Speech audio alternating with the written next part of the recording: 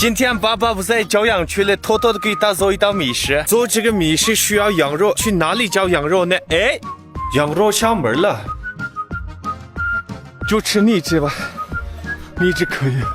喂，哇，我操啊！就吃这个。今天的美食不光有羊肉，还有鸽子呢。哇！嘿，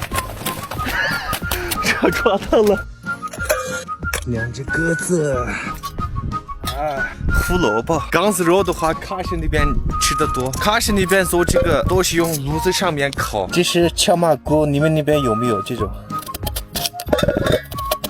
放一点豌豆。最后一步，切点片子。这个片子是新疆做菜的灵魂，做什么都要放一点片子。这次我就不去打水了，刚好这边不是下雪了吗？我准备用这个雪煮肉，这个挺干净的。盖上锅盖，开始煮肉了。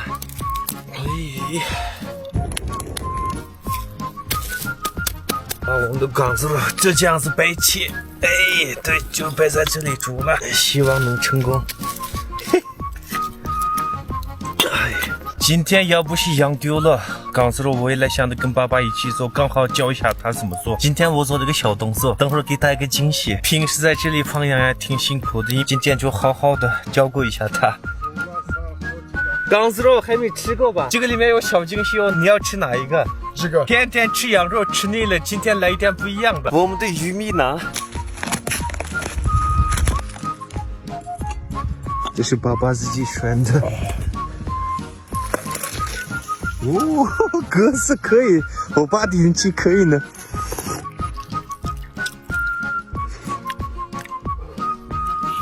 我就吃这个吧。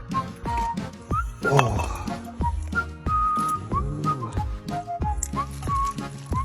这里面是羊肉，就喜欢这种煮的烂烂的。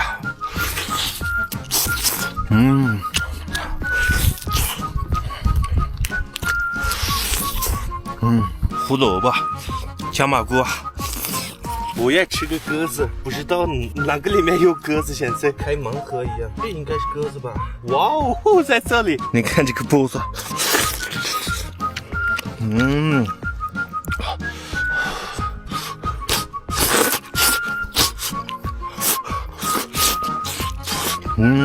鸽子的腿，